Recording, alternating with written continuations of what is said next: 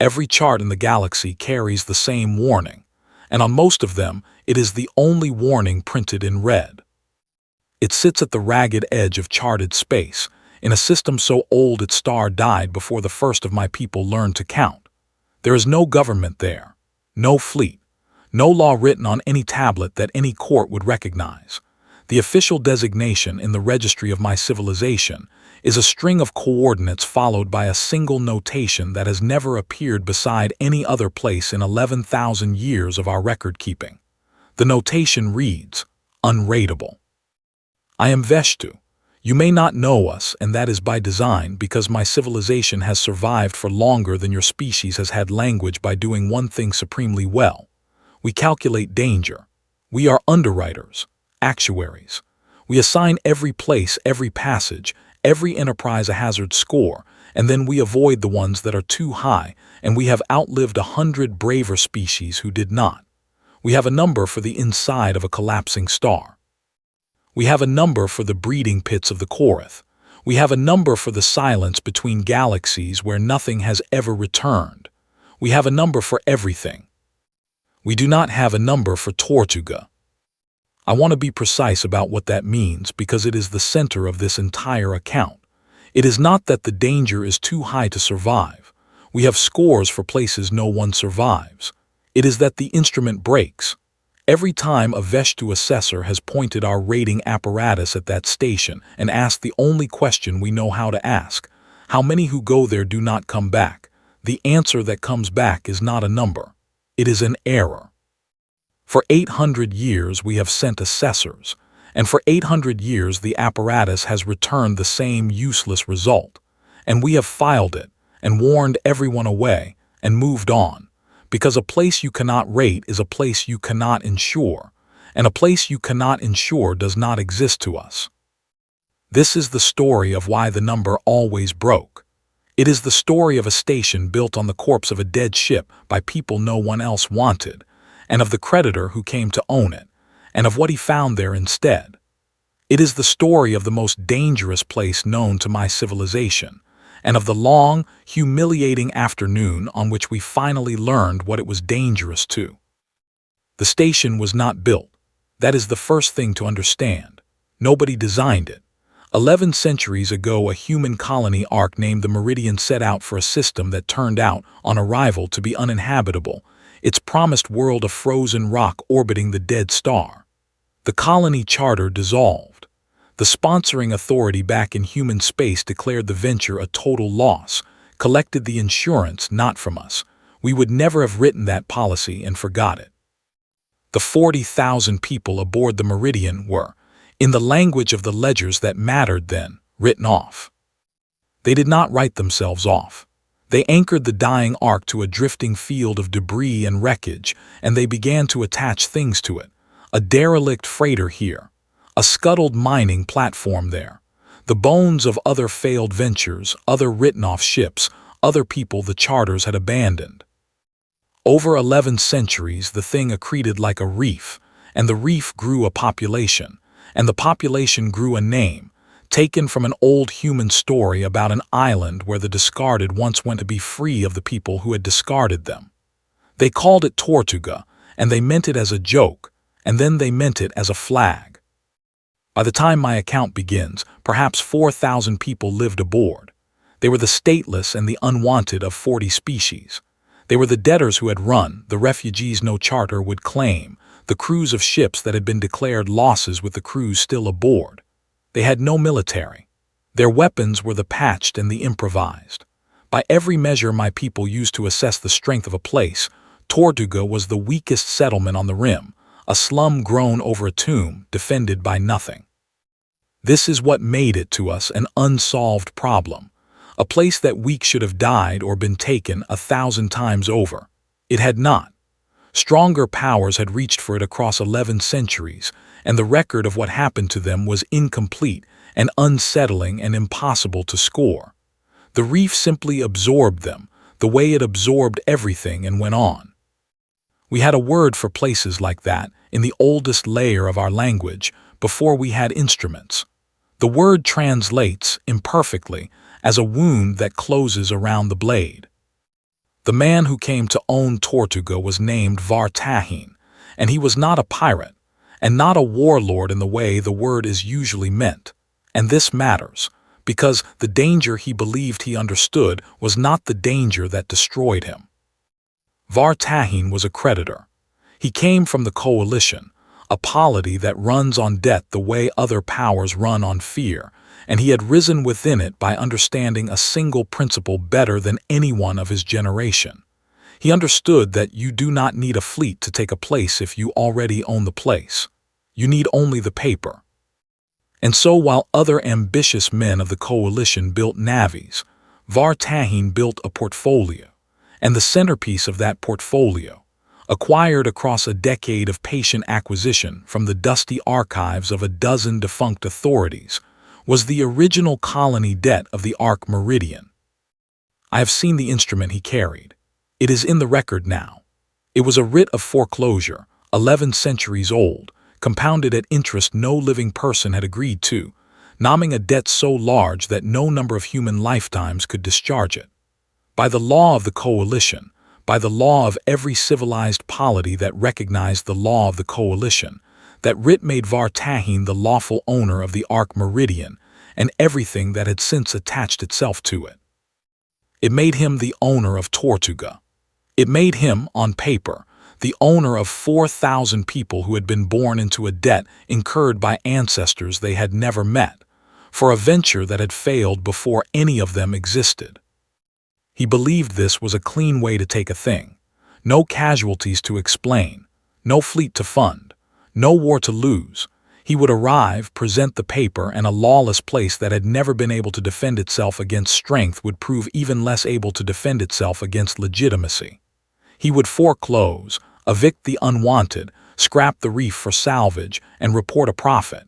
He was so confident of this that he came with a single ship and a clerk. I want to record what Vartahin said before he made the crossing, because it survives, and because it is the most honest sentence anyone spoke in this entire affair. He said, "A place with no law cannot refuse a lawful claim, because it has nothing to refuse with." He was, in every particular of fact, correct. Tortuga had no law that any court would recognize. It had no standing to dispute his writ. It had no fleet to bar his approach, and no treasury to settle the debt, and no authority anywhere in the galaxy that would take its side against the lawful instrument in his hand. By every input my own civilization would have fed into its apparatus, Vartahin was approaching the weakest and most defenseless target available to an ambitious man, holding the one weapon against which it had no answer. This is the moment, in the accounts my people keep, where we would have computed the hazard score for Vartahin's venture and found it negligible. A man with overwhelming legal force, approaching a target with none. The arithmetic is not difficult. We would have been wrong, of course, but I want you to sit inside the wrongness for a moment, the way we did, because the error was not careless. It was the most carefully reasoned conclusion available from everything we knew how to measure. The danger of Tortuga was never in anything we knew how to measure. That was the whole of the secret, and Vartahin sailed straight into the middle of it holding a piece of paper and a profound, reasonable, fatal confidence. He crossed the dark to the dead star, and the reef let him come, the way it let everything come. The harbor keeper of Tortuga was a woman named Mara Okonkwo, and she met Vartahin at the dock alone, which he took for weakness, and which was not. There is no rank at Tortuga, properly speaking. The harbor keeper is the person whose turn it is to keep the harbor, a duty that rotates and that no one particularly wants, because it consists mostly of logging arrivals and settling disputes, and standing at the dock when something arrives that no one understands. Mara Okonkwo had kept the harbor for 4 years longer than custom required, because the people kept asking her to, and she kept agreeing, and neither she nor they could have told you exactly when the asking had become a position. She was not a leader by appointment or by force. She was a leader because the people who lived there had, in the only way that place knew how to decide anything, chosen her. Vartahin presented his writ. He had rehearsed the presentation. He explained slowly in the manner of a man explaining arithmetic to the enumerate, that the debt was real, that the law was real, that the foreclosure was lawful, and that resistance would be both futile and, under coalition statute, criminal. He explained that he was, by every law that governed civilized space, now the owner of the station and of everyone on it, and that he had come to take possession. He expected one of two responses. He expected collapse, pleading, panic, the scramble of the cornered, or he expected violence, the doomed lunge of the desperate, which he was equipped to record as a crime and answer with the full weight of his polity's law. He had planned for both. He had planned in his patient and thorough way for everything. He had not planned for Mara Okonkwo to read the writ carefully, nod, and say that the debt was real, and that Tortuga acknowledged it. I have replayed that moment more times than I can account for, and I still find in it the splinter that runs through this entire story, the thing that does not resolve no matter how long you turn it. She did not dispute the debt.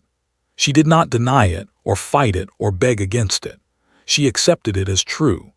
By every instinct my civilization possesses, accepting a hostile claim is the act of the already defeated. It is what you do when you have nothing left to refuse with, exactly as Var-Tahin had predicted. He had predicted the words. He simply did not understand the language they were spoken in. Because at Tortuga, to acknowledge a debt is not the end of a negotiation. It is the beginning of an entry. And the ledger that entry goes into does not work the way Var-Tahin, or the coalition, or my own meticulous people understood a ledger to work. Mara Okonkwo invited him aboard to be entered. He went, believing he had won. The reef closed around the blade. What Tortuga ran on was not money. It is important to be exact about this, because the exactness is the whole of the trap, and I did not understand it myself until I was sent, years later, to audit the wreck of Var-Tahin's certainty and recover the records that survive. Tortuga ran on a ledger.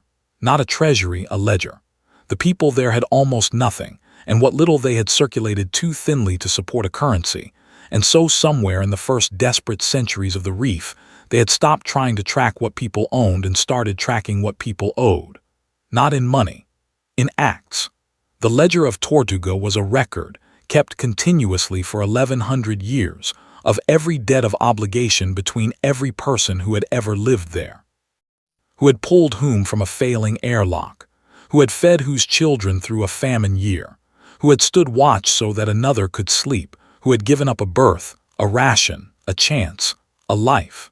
Every act of carrying another person's weight was logged, in the hand of a keeper, in a book that had outlived every individual name in it. And the first principle of the ledger, the principle on which the whole impossible structure stood, was this. A debt at Tortuga was never owed to a place. It was owed to a person by a person, and it could only be discharged in one of two ways. It could be repaid in kind, or it could be assumed, taken up by a third person, who cleared the original debtor by accepting the burden onto themselves. This is the second thing about the ledger, and it is the thing Var-Tahin's entire civilization had no concept for. Assumption was not loss. When you assumed another's debt, you were not diminished. You rose. The ledger of Tortuga did not measure who had taken the most.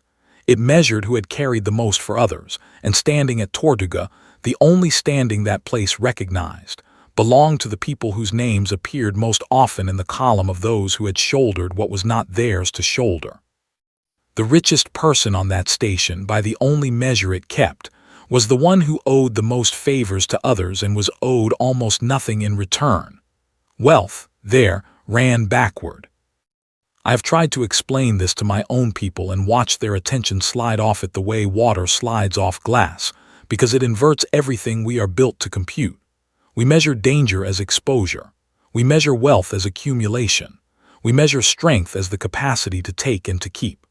Tortuga measured all three in the opposite direction, and so when we pointed our apparatus at it and asked our one question, how many who go there do not come back, the question was not too hard. It was incoherent. We were asking how much a place subtracted, and we had found the one place in the galaxy that was organized entirely around addition. The people of that station were not heroes. I want to be careful here, because the temptation of an account like this is to make them noble, and they were not noble. They were the discarded of 40 species, and they cheated and quarreled and held grudges and let each other down in all the small ways that people everywhere let each other down. The ledger did not work because they were good. It worked because, somewhere in the long disaster of being written off by everyone, they had discovered the one thing that the written off can build that no one can take away from them. They had discovered that if every single one of them refused, absolutely and without exception, to be sold out by any other, then there was nothing in the universe that could be done to any one of them through the others. It was not love exactly, though there was love in it. It was closer to a vow that had hardened over 11 centuries into the load-bearing structure of a world. They did not betray each other, not the cowards among them, not the bitter ones, not the ones who hated each other across decades of grievance. On the one matter, the only matter, they did not break. And a society in which no one will sell anyone else is a society that cannot be taken apart, because every method of taking a place apart in the end runs through the willingness of someone inside it to be bought. Vartahin had come to foreclose on the weakest people in the galaxy. He had walked into the one structure his entire civilization was incapable of foreclosing on, because it had no seam to insert the blade into. And he was about to demand, with the full force of his lawful and overwhelming claim, to be paid. The trap did not look like a trap when it sprang. It looked like cooperation, which is the only kind of trap that works on a man like Vartahin. He demanded payment of the debt. Mara Okonkwo agreed that the debt must be paid. There was no defiance in it, and that absence of defiance was the thing he could not get his hands around. He had a weapon perfectly calibrated to break resistance, and there was no resistance, and so the weapon had nothing to push against. He demanded that the station settle the foreclosure. Mara told him that Tortuga would settle it the only way Tortuga settled anything, through the ledger. And by the law of the writ he himself had brought, for a foreclosure is a claim, and a claim must be acknowledged by the debtor to be collected. He had to enter the ledger to collect. He thought this was a formality. He let himself be entered. The keeper opened the book. And then the people of Tortuga began, one at a time, to pay him. The first to step forward was an old man named Eli Voss, who had kept the ledger for 60 years and whose hands shook as he held the pen, and who said in front of everyone that he assumed the debt, the whole of it, the 11th-century compounded foreclosure of the Arc Meridian, all of it, taken up by one old man as his own. By the law of the ledger, this cleared the original debtor, the station, entirely. The debt now belonged to Eli Voss alone. And Vartahin, watching, understood that he had just been handed exactly what he came for, a single named debtor he could ruin, one frail old man instead of a station, and he opened his mouth to accept it. Before he could, a woman beside Eli Voss assumed the debt from him, cleared the old man, took the whole 11 centuries onto herself, and before Vartahin could turn to her, the person beside her assumed it from her, and the person beside them, and it began to move. It went around the station, 4,000 people one at a time, each stepping forward to take the entire impossible debt onto their own name and clear the person before them, so that at every instant the debt was real, and owed and lawful, and belonged to exactly one living person, and that person changed before Vartahin could close his hand around them. He chased it. The record is clear that he chased it, that he stood in the great commons of that reef and tried to point his writ at whoever currently held the debt, and that they passed it onward before he could speak, hour after hour, a relay with no end, the burden traveling through the whole body of the station like a pulse. And here is the part that finished him, the part that the law he had spent a decade mastering turned, in a single afternoon, entirely against him. To pass through the ledger, to be acknowledged by it, to chase his claim through it, Vartahin had been entered into it. He was now a name in the book of Tortuga. He was a participant, and the ledger's reciprocity does not exempt the creditor. By chasing 4,000 people who each took on his claim, he had accepted 4,000 assumptions of his debt, and an assumption at Tortuga is itself an act of carrying, an obligation that runs back to the one whose burden was carried. Every person who shouldered his foreclosure to clear another had, by the law of that place, placed Vartahin in their debt 4,000 times. When the relay finally stilled, the arithmetic of the ledger had inverted his entire venture. The foreclosure was, technically, still unpaid. It could never be paid, because it could never be made to rest on anyone long enough to collect. But Vartahin now stood at the bottom of the deepest column of obligation any single entry in the ledger had ever recorded. He owed Tortuga, in the only currency it honored, more than any being had ever owed it. He had come to own 4,000 people. He left owing all 4,000 a debt he could discharge in only two ways: repay it in kind by carrying, for them, what they had carried for him, which would mean staying and serving and becoming one of them, or pass it on to someone who would assume it, and no one in the galaxy, knowing what it was, would. He had not been defeated. Nothing had been taken from him by force. Not one weapon had been raised.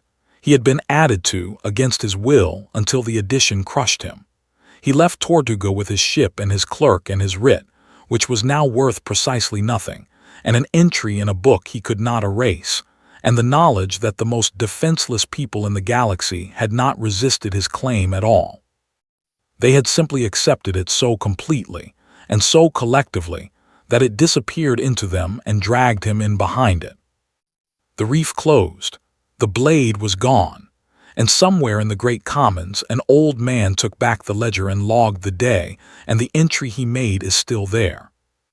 My people sent me to Tortuga 11 years after Vartahin's foreclosure failed, because the coalition, in its bewilderment, had filed a claim against its own underwriters for the loss of his venture, and the question of how a man with overwhelming lawful force had lost everything to a place with none had to be assessed, and assessing the unassessable is, after all, my profession. I went expecting to find a fraud or a massacre concealed, or some hidden strength we had failed to measure. I found a ledger. It took me a long time to be permitted to read it.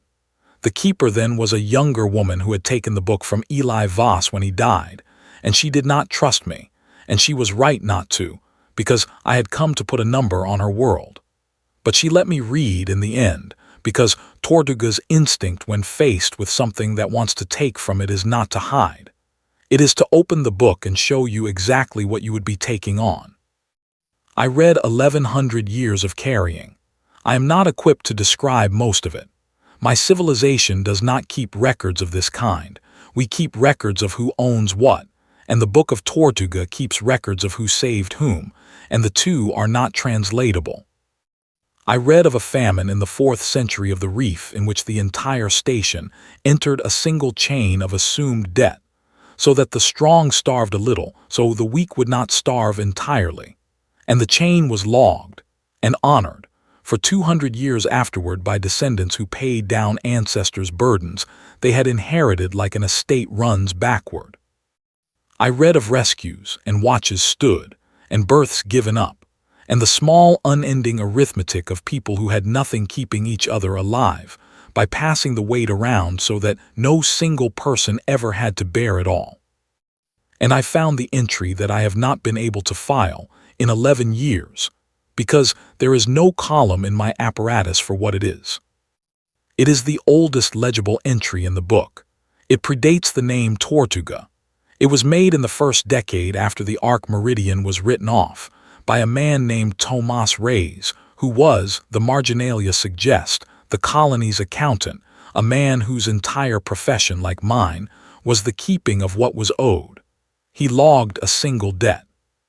He recorded that a stranger, whose name he did not know, had given Tomas Reyes the last of a water ration during the first dying winter, and had died of it, and that Tomas Reyes therefore owed a debt that could never be repaid to the one who was owed it, because the one who was owed it was dead. And then Thomas Reyes wrote the line that built the world I had come to assess. He wrote that a debt owed to the dead is not cancelled. It is owed forward. He wrote that he would pay it to the next person who needed the last of his ration, and that they would owe it forward in turn, and that the debt would never be discharged and was never meant to be, because its purpose was not to be settled but to be carried forever by whoever held it next. I checked the ledger against that entry. The debt of Thomas Reyes is still open. It has been carried hand to hand, person to person, for 1100 years. Thousands of people I will never know have held it and paid it forward and logged the passing. It was being honored, the year I read it, by a teenager named Bzl HFY, who had given up his birth to a refugee family newly arrived on a derelict, and who had logged it in the column that traces back through 11 centuries to a man who died in the dark giving water to a stranger, and who had decided before he died that the debt should outlive him. That is the most dangerous artifact in the galaxy, not a weapon, a line in a book written by an accountant that says a kindness is owed forward forever. Everything Vartahin could not conquer, everything my apparatus could not rate, every blade the reef ever closed around, comes from that single entry and the 1100 years of people who chose, one at a time, to keep it open. I have to tell you finally what the number was, because for 800 years my civilization could not compute it, and because the day I read the book of Tortuga, the apparatus computed it, and the answer was not what any of us expected. There are 3 things I learned out there, and I will name them plainly, because the people of that station never had the luxury of pretending their lives were a mystery, and I will not insult them by pretending mine is. The first is the human thing. They were not strong. They were the weakest people in the galaxy by every measure my people use, the discarded and the written off and the unwanted, defended by nothing and owning almost nothing. And they survived everything for 11 centuries, because they had discovered the one defense that requires no fleet and no treasury and no law, the absolute refusal of every one of them to sell out any other. That is not a weapon a stronger power can match by being stronger. It scales the wrong way. The more force you bring against it, the more completely it closes around you, because every method of breaking a people runs through the willingness of one of them to be bought, and they had simply, collectively, 1100 years ago, stopped being for sale. The second is the social thing. A society organized around accumulation can always be conquered, because accumulation creates seams, the rich to be turned against the poor, the owners against the owned, the ones with something to lose against the ones with nothing. Tortuga had no seams, because it was organized around the opposite of accumulation. It measured worth by how much you carried for others, and a society that measures worth that way produces no one who can be bought, because the only currency that means anything there is the one currency that cannot be transferred under duress. The trust of people who have watched you carry their weight and know you will not put it down. And the third is the actuarial thing, my own thing, the reason the number always broke. We could never rate Tortuga because we were asking the wrong question. We asked, as we ask of everywhere, how many who go there do not come back. We were measuring danger as subtraction, and Tortuga subtracts nothing. The water-bearer in the first winter, Thomas Reyes, the 4,000 who passed a debt around until it crushed a warlord, they do not take. They add. They have been adding for 1100 years. And so when the apparatus finally computed the hazard of Tortuga, the day I closed the book and understood what I had read, it did not return the number in the column we had been staring at for 8 centuries. It returned the number in a different column, a column we keep but almost never use because almost nothing in the galaxy ever triggers it. The column that measures not the danger a place poses to those who come to visit it, but the danger it poses to those who come to take it. In that column, Tortuga is the highest number we have ever recorded, the most dangerous place known to my civilization, not to the lost, who are taken in and added to and carried, not to the refugee, the debtor, the written off, the stranger with the last of someone's ration in his hand, To them, it is the safest coordinate in charted space, the one place that will not write them off. Because 1100 years ago, an accountant decided that some debts are meant to be carried and never paid. It is dangerous only to the ones who arrive holding a piece of paper and a profound, reasonable, fatal confidence that a place with nothing to refuse with cannot refuse them. Vartahin was right that it had nothing to refuse with.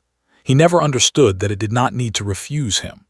It only needed to accept him completely into a ledger he could not get out of, and let the weight of 11 centuries of carrying settle onto a man who had only ever learned how to take.